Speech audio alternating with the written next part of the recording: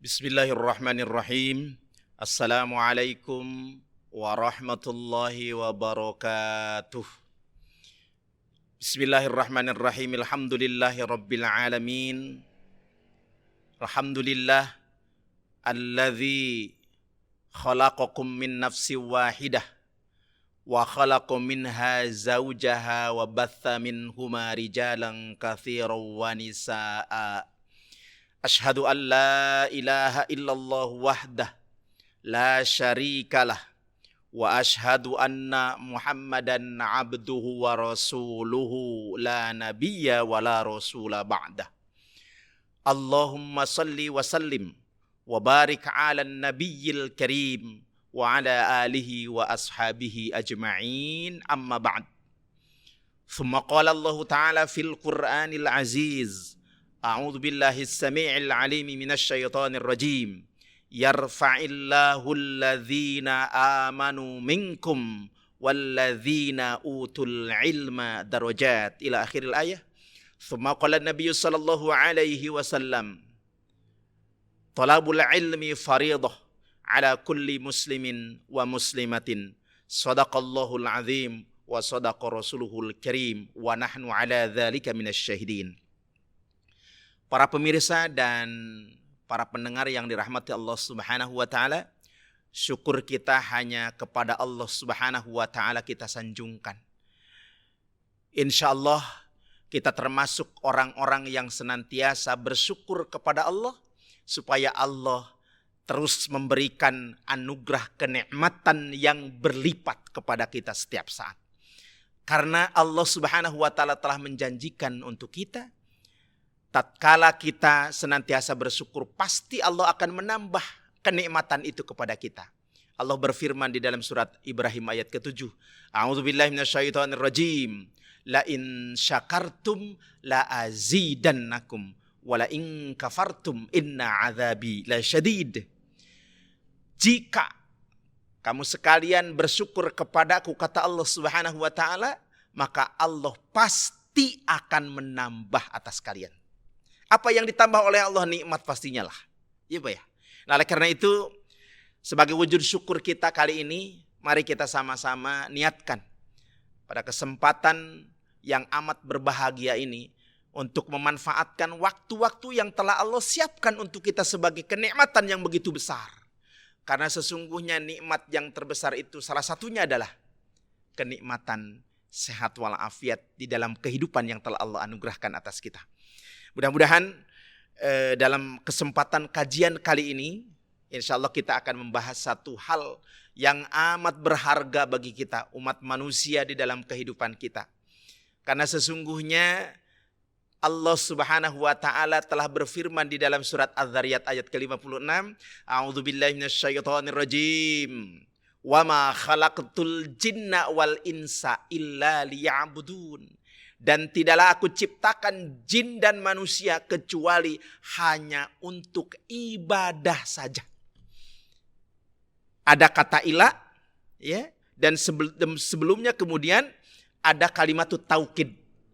Ila berarti harful istisna, mengecualikan, tidak ada yang lain kecuali hanya untuk ibadah saja. Dalam ibadah kepada Allah Subhanahu wa taala wajib bagi kita. Namun demikian ibadah itu terikat dengan hukum syara. Kita dalam kehidupan yang kita jalani sesuai dengan apa yang telah Allah tetapkan sebagai anugerah kenikmatan yang Allah berikan dengan cuma-cuma kepada kita. Cuma satu yang Allah minta. Illa liya'budun. Jadi bagaimana kemudian mengaktualisasikan, merefleksikan pemahaman kita tentang ayat ini? Apakah kita full selamanya setiap saat harus di masjid? Tentu tidak. Dan dalam satu kesempatan di dalam ayat-ayat yang lain kita diwajibkan untuk bertebaran di muka bumi. Siru fil ard. Ya. Untuk apa? Untuk mencari kehidupan. Untuk mencari karunia dari Allah Subhanahu wa taala. Maka kita sebagai para suami, sebagai kaum Adam yang menjadi qawam di dalam rumah tangganya, di dalam kehidupannya, wajib hukumnya ya untuk mencari nafkah. Apakah mencari nafkah di masjid? Tentu tidak. ya, di berbagai bertebaran di muka bumi. Maka oleh karena itu berarti kalau begitu ibadah itu bukan hanya ibadah mahdo di tempat-tempat yang kita biasa sholat, biasa ngaji, ya, atau kemudian biasa di majlis taklim. Tidak. Bagaimana ketika kita di kantor, bagaimana ketika kita di rumah, bagaimana ketika kita di pasar, kemudian di tempat-tempat pendidikan, ya, di tempat-tempat lembaga-lembaga yang kemudian di sana terjadi satu transaksi muamalah. Ya, ada yang menjadi pimpinan dalam perusahaan itu, ada juga yang menjadi karyawan. Berarti dalam keduanya terjadi muamalah, akad muamalah. Ketika terjadi akad dan kemudian dimulai dengan bismillah, maka kita termasuk kategori ibadah di sisi Allah Subhanahu wa taala. Nah, oleh karena itu, hal yang penting bagi kita untuk segala sesuatunya adalah diawali dengan satu kewajiban bagi kita untuk mencari ilmunya. Kemudian ketika Allah memerintahkan sholat kepada kita, bagaimana cara sholat yang benar? Ketika Allah memerintahkan, bagaimana kemudian kita diperintahkan untuk membaca Al-Quran. Kemudian kita diperintahkan untuk menjadi pemimpin di dalam rumah tangga. Kita menjadi bagian dari masyarakat, kita menjadi bagian dari negara. Ada kemudian yang bertugas diamanahkan oleh Allah Subhanahu wa taala menjadi pemimpin negara. Bagaimana ini semua? Nah, oleh karena itu kehidupan kita yang Allah ciptakan diri kita dan Allah anugerahkan kesempatan untuk hidup semata-mata adalah sudah mengemban tugas, amanah dari Allah. Apa tugasnya? Untuk beribadah kepada Allah Subhanahu wa taala. Di level apapun, di lembaga manapun, sebagai apa posisinya di dalam masyarakat, terikat dengan hukum syara. Apa hukum syara? Hukum syara adalah hukum yang mensyariatkan seluruh apa yang harus kita lakukan. Karena supaya kemudian amal-amal, aktivitas kita ketika hidup itu termasuk kategori ibadah di sisi Allah Subhanahu wa taala. Apa syariatnya? Yang pertama wajib, yang kedua sunnah, yang ketiga mubah, yang keempat makruh, yang kelima haram. Nah, oleh karena itu untuk menjawab apa yang menjadi kemestian, yang menjadi kewajiban bagi kita, mana yang halal, mana yang haram, mana yang wajib, mana yang tidak wajib, mana yang sunnah, mana yang mudah, mubah, mana yang makruh, mana yang haram, kita harus tahu. Bagaimana caranya? Thalabul ilmi faridah ala kulli muslimin wa muslimatin, hadis Bukhari. Dan wajib bagi kita untuk mencari ilmu, telah diwajibkan oleh Allah menuntut ilmu bagi muslim dan muslimah. Untuk apa? Supaya setiap apa yang kita lakukan berbasis ilmunya. Basic ilmunya itu kemudian kita kuasai, ya. Nah, oleh karena itu kemudian apa yang harus kita siapkan dalam mencari ilmu ini? Yang pertama, ya, kita akan membahas tadi berkaitan dengan esensi ilmu. Kenapa kemudian kita harus mencari ilmu? Kan itu Pak ya. Sekali lagi, perintah kita adalah oleh Allah, wajib hukumnya untuk beribadah kepada Allah Subhanahu wa taala. Maka kemudian yang ketiga, kita harus tahu juga bagaimana kemudian adab dalam mencari ilmu itu satu hal yang penting. Supaya apa?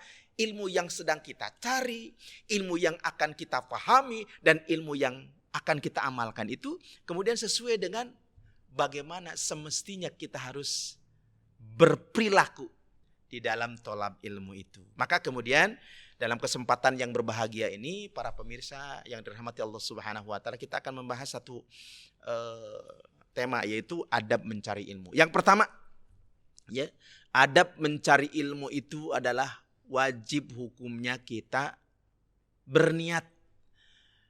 Sebagai seorang yang beriman, niatnya apa sih? Ya niat karena perintah Allah. Thalabul ilmi faridah. Ketika kemudian kita berniat untuk menunaikan kewajiban di sisi Allah Subhanahu wa taala, pastilah Allah memberikan pahala bagi kita. Maka kemudian camkan niat di dalam hati kita. Kenapa saya harus mencari ilmu? Kenapa saya harus membaca buku berkaitan dengan ilmu ini? Kenapa saya harus mempelajari ini? Karena ini berkaitan dengan pahala di sisi Allah. Apa pahala di sisi Allah? Ketika kita melakukan dan mengamalkan amal-amal yang wajib. Yang kedua adalah melakukan amal-amal yang sunnah.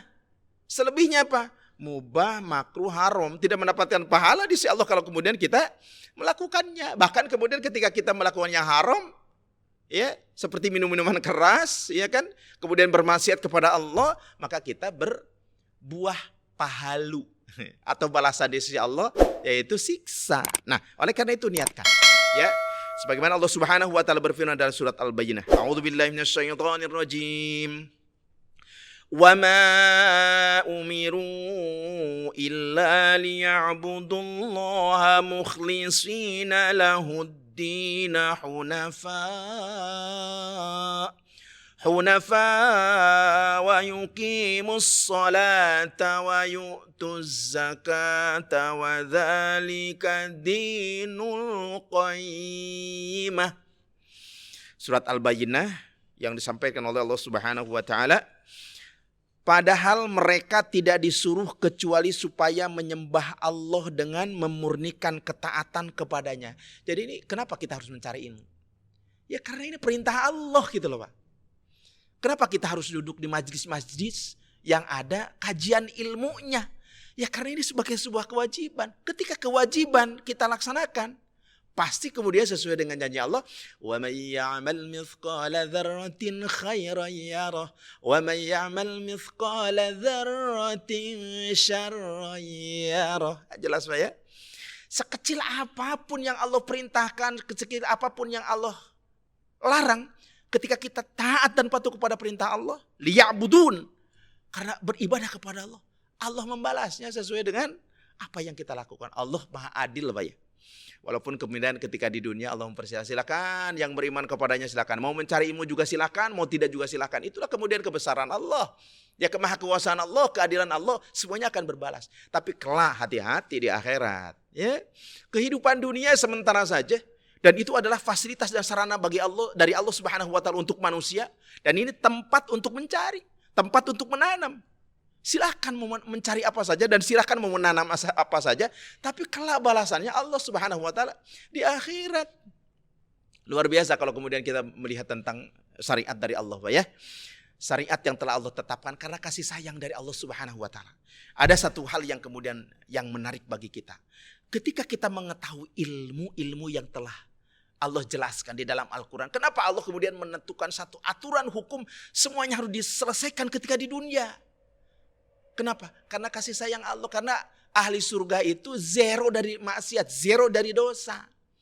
Makanya kemudian ada hukuman rajam bagi para pezina, ada hukuman potong tangan bagi para maling, gitu, para koruptor. Kemudian ada hukuman mati bagi para pembunuh. Itu kapan dilaksanakan? Bukan kelak di akhirat. Sengsara kalau kemudian ditetapkan atau dilaksanakan kita nunggu di akhirat. Karena di akhirat itu tidak ada satu hal kemudian dan sakitnya luar biasa. Dan kekal abadi di dalamnya. Tapi kenapa kemudian kita harus mengetahui? Ini semua harus dilakukan ketika di dunia. Karena supaya semuanya berkaitan dengan kemaksiatan, pelanggaran yang telah Allah tetapkan, dilanggar oleh siapapun diselesaikan ketika di dunia. Termasuk potong tangan, potong rajam, hukum rajam, Pak ya? Hukum mati. Supaya manusia dibebaskan oleh Allah, dimaafkan ketika masih di dunia. Ketika sudah meninggal. Misalnya ada seseorang kemudian yang telah membunuh saudaranya. Tetapi kemudian diterapkan hukuman mati bagi seorang pembunuh. Dan itu kemudian akan diampuni oleh Allah Subhanahu wa taala. Jadi bukan kemudian hukum Islam itu kejam. Nah, ini perlu ilmunya. Nah, ketika kemudian kita terus berupaya untuk mendatangi majelis-majelis ilmu, membaca ilmu-ilmu yang sudah begitu diinfakkan ya oleh para ulama, ya, para alim, dan kemudian buku-bukunya diterbitkan, beli bukunya, ya, supaya kemudian apa? Supaya kita tahu apa sih yang dibicarakan oleh para ulama. Tentunya dengan niat ikhlas. Baik, yang pertama itu. Kemudian yang kedua, selalu merasa haus akan ilmu. Baginda Rasul dalam salah satu hadisnya menyebutkan ada dua golongan yang haus. Yang pertama haus karena ilmu. Dimanapun apapun ya dicari. Ada buku baru ini. Ya. Wah, ini berkenaan dengan satu hal yang amat penting bagi saya. Dibeli, dibaca. Sehingga kemudian dia menjadi kutu buku. Apa keesensinya ini? Dia haus tentang ilmu. Dan yang kedua adalah haus akan harta. Mungkin orangnya ketika di dunia sama-sama haus ya. Tapi kelak di akhirat tempatnya berbeda. Nah, oleh karena itu mana yang akan kita pilih? Nah, oleh karena itu kemudian yuk sama-sama untuk mencanangkan di dalam diri kita. Selain mencari ilmu itu adalah sebagai kewajiban dan kita tahu tentang adab-adabnya, maka kemudian harus tahu juga ya bagaimana menjadi orang-orang yang haus akan ilmu-ilmu Allah Subhanahu wa taala. Karena kehidupan itu terus berlangsung, berjalan dan kemudian kita syarat dengan ikatan syariat. Ya, terikat dengan syariat tadi. Apa syariatnya tadi? Hukum Islam itu wajib, sunnah, mubah, makruh, haram. Nah, oleh karena itu kemudian tidak dan begitu banyak ilmu-ilmu Allah ya. Makanya apa kata Imam Syafi'i, semakin orang banyak ilmunya, maka dia akan semakin merasakan bodoh di hadapan Allah Subhanahu wa taala. Coba kemudian ada baru belajar Islam sedikit langsung kemudian menyalah-nyalahkan orang. Kan ada apa ya? Ya. Para pemirsa rahmati Allah Subhanahu wa taala. Maka kemudian adab mencari, tidak, kita jangan seperti itu. Baik, kemudian yang ketiga, menjauhkan diri dari maksiat. Oke, oleh karena itu kemudian kita menyimak dan kemudian memperhatikan bagaimana kemudian setelah terjadi di lingkungan sekitar kita, mungkinlah dengan satu istilah dekadensi moral. Ini siapa yang salah gitu kan? Kenapa sih anak berangkat dari rumahnya masing-masing kemudian disuruh untuk ke sekolah dan minta uang untuk berangkat ke sekolah. Tapi kenapa kemudian sudah keluar rumah kok ada yang tawuran? Masih sebagian kecil saja sih. Tapi apakah ini yang salah? Ini perlu kemudian menjadi perhatian kita. Supaya kemudian ilmu yang kita pelajari tidak sia-sia. Dan tentunya kemudian ketika mencari ilmu disampaikan ya kepada anak didiknya, orang tua kepada anak-anaknya, karena orang tuanya lah yang kemudian berkewajiban ketika dia menjadi bagian dari orang-orang yang beriman, baginya berkewajiban untuk menjaga diri dan keluarganya dari api neraka. Nah, oleh karena itu sampaikan, nah kalau di sekolah jaga dirimu, jaga pandanganmu, jaga hatimu, jaga tanganmu, jaga kakimu. Kan ini bagian dari satu dasar, ya Pak ya. Karena ketika kemudian kemaksiatan dilakukan, maka ilmu yang sedang dicari itu nggak bakalan dapat. Kenapa? Karena sibuk hatinya. Bahkan kemudian kata baginda Rasul, ketika seorang melakukan kesalahan, maka Allah akan simpan di dalam dirinya satu titik hitam. Kemudian dia bertobat kepada Allah Subhanahu wa taala. Tetapi kemudian kalau dilakukan lagi kemaksiatan itu, kesalahan itu, maka kemudian Allah akan tutup dirinya dengan sesuatu yang hitam. Nah, oleh karena itu maka wajib bagi para santri, bagi para anak didik ya, bagi para guru sekaligus, maka ini sampaikan ya, bagaimana kemudian si anak didik atau siapa saja yang terlibat dalam pendidikan harus menjauhi dan tidak mendekati hal-hal yang bermaksiat kepada Allah Subhanahu wa taala. Kemudian yang keempat adalah berusaha mengamalkan ilmu dengan baik. Ini yang paling penting. Ya, ilmu yang didapat bagaimana kemudian bergegas untuk mengamalkannya. Ya. Ketika kemudian kita sudah dipersiapkan oleh orang tua kita, oleh asatidz kita, begitu kita usia menjelang sekolah, dipersiapkan, diajarkan tentang ilmu fikih. Terutama yang paling penting adalah ilmu akidah, ilmu fikih. Ya. Itu yang paling harus didahulukan. Bagaimana cara membaca Al-Quran. Karena ada kewajiban di dalam keseharian kita dalam melaksanakan sholat. Dalam sholat ada salah satu rukun yaitu surat Al-Fatihah, membaca Al-Quran. Bagaimana kemudian si anak bisa melakukan satu aktivitas, satu kegiatan, satu amalan yang diperintahkan oleh Allah Subhanahu wa taala, yaitu kewajiban yang akan pertama dihisab di sisi Allah adalah sholat. Bagaimana sholatnya benar? Kalau kemudian aturan main di dalam sholat, syarasatnya, kemudian syarat rukunnya, hal-hal yang membatalkannya, itu menjadi satu bagian yang harus diajarkan sejak dini kepada anak. Tentang hal-hal berkaitan dengan keilmuan di sekolah, itu kemudian nomor sekian. Yang paling penting adalah dasarnya dulu. Imannya ditancapkan, diperkuat, dan kemudian keilmuan tentang fikihnya diperdalam, disampaikan lebih awal, maka kemudian yang lain akan mengikuti insyaallah. Baik, kemudian yang kelima, saat kita berada di dalam majelis ilmu, maka kemudian adab yang harus kita lakukan adalah diam dan memperhatikan apa yang disampaikan oleh guru. Masya Allah. Nah, inilah satu kondisi Bagaimana ketika guru menyampaikan, asatidz menyampaikan, kita terdiam. Ya. Bahkan kemudian ada satu saat ketika saya juga menyampaikan kajian di satu majelis, ada kemudian orang yang ngantuk, mungkin kecapean. Itu lebih baik. Ya. Ketika dia ngantuk, kecapean, tapi bergegas, bersegera dan semangat untuk menghadiri majelis-majelis ilmu, ketimbang tidur di rumah. Tidur hukumnya mubah, diam di rumah juga mubah. Ya, tidak dapat pahala. Tapi ketika kemudian di majelis ilmu dia datang dengan bersemangat, niat karena Allah Subhanahu wa taala, tidurnya berpahala. Luar biasa. Inilah indahnya syariat Islam, ya Allah. Nah, oleh karena itu maka kemudian simak, perhatikan apa yang disampaikan oleh guru. Sehingga kemudian apa yang disampaikan nanti, apa yang telah diajarkan oleh para guru, pasti kemudian akan berada dalam diri kita. Bersemayam dalam diri kita dan kemudian bisa diamalkan. Dan kemudian keenam, ya, berusaha memahami, menghafal, dan mendakwahkan. Masya Allah. Ya tentunya apa yang kita dengar, apa yang kita ikuti dari apa saja yang diuraikan oleh para asatidz, para ilmuwan, para guru, ya, para alim. Maka kemudian tentunya ketika kita membuka hati dengan tadi di awal berniat untuk meraih ridho Allah Subhanahu wa taala, maka kemudian berikutnya kita pasti ketika berulang kita baca, ketika kita berulang apa yang didapatkan oleh guru, maka kemudian kita akan hafal. Nah, oleh karena itu kemudian adab yang nomor 6 ini, ya, memahami, menghafalkan, dan yang penting adalah mendakwahkan juga. Ya, khairukum man ta'allamal Qur'an wa 'allamahu. Hadis riwayat Imam Bukhari. Ya, sebaik-baik dari kamu sekalian, atau sebaik-baik orang adalah orang yang mengajarkan Al-Quran dan mengajarkannya. Ya.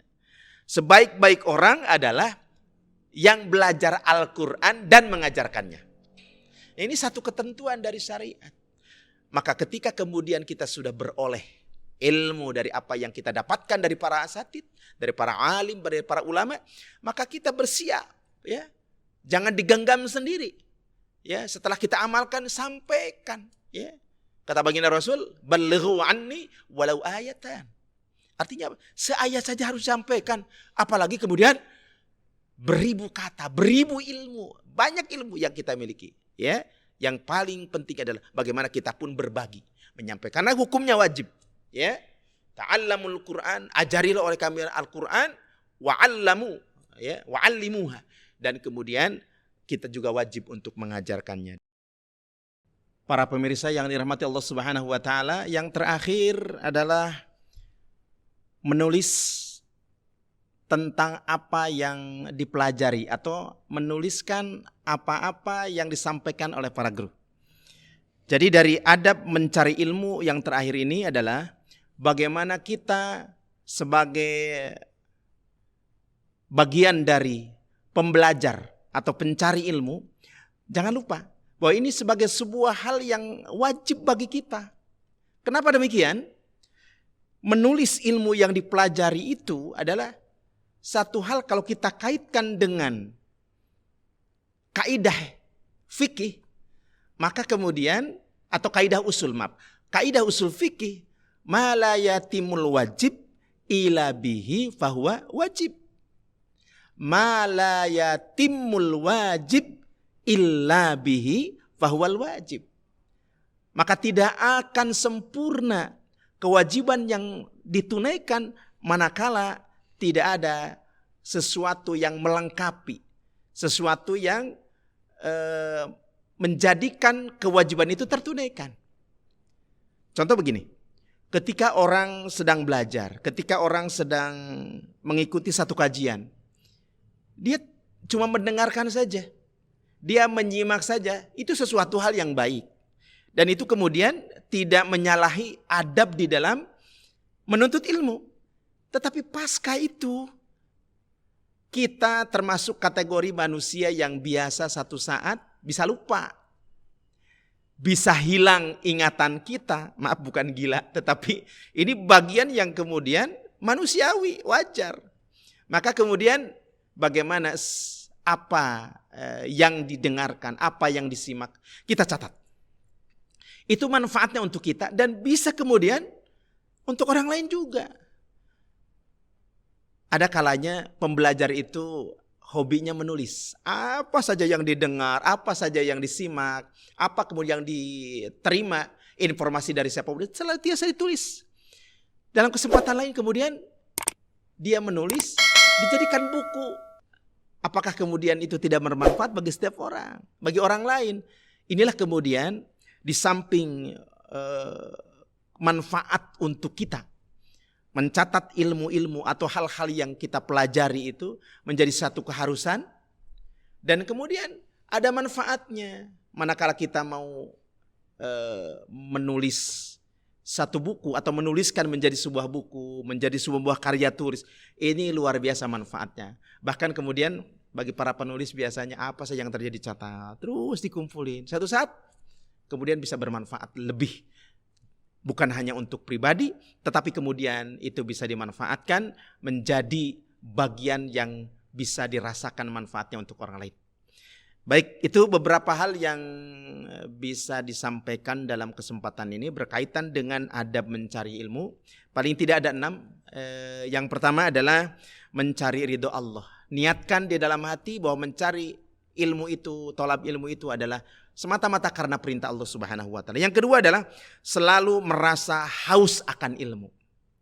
Kemudian yang ketiga, menjauhkan diri dari berbuat maksiat supaya ilmu yang kita dapatkan, yang kita sedang pelajari segera mungkin menjadi buah bagi kita, berbuah manfaat bagi kita. Nah, kemudian yang keempat adalah berusaha mengamalkan ilmu yang telah kita terima dengan baik. Setelah kita mendapatkan ilmu, berusaha untuk mengamalkannya. Dan kemudian dalam hal ketika kita mencari ilmu, ada poin yang kelima dalam adab mencari ilmu itu adalah diam dan memperhatikan apa saja yang disampaikan oleh guru atau oleh asatidz. Dan poin yang keenam adalah berusaha memahami, berusaha menghafal dan mendakwahkan, menyampaikan kepada orang lain. Dan yang terakhir, adab mencari ilmu adalah menulis ilmu yang sedang kita pelajari. Demikian yang bisa disampaikan, mudah-mudahan bermanfaat para pemirsa dan para pendengar yang dirahmati Allah Subhanahu wa taala. Dan insya Allah kebersamaan kita akan senantiasa berbuah manfaat dan keberkahan bagi kita khususnya, dan insya Allah bermanfaat untuk semua orang atau banyak orang.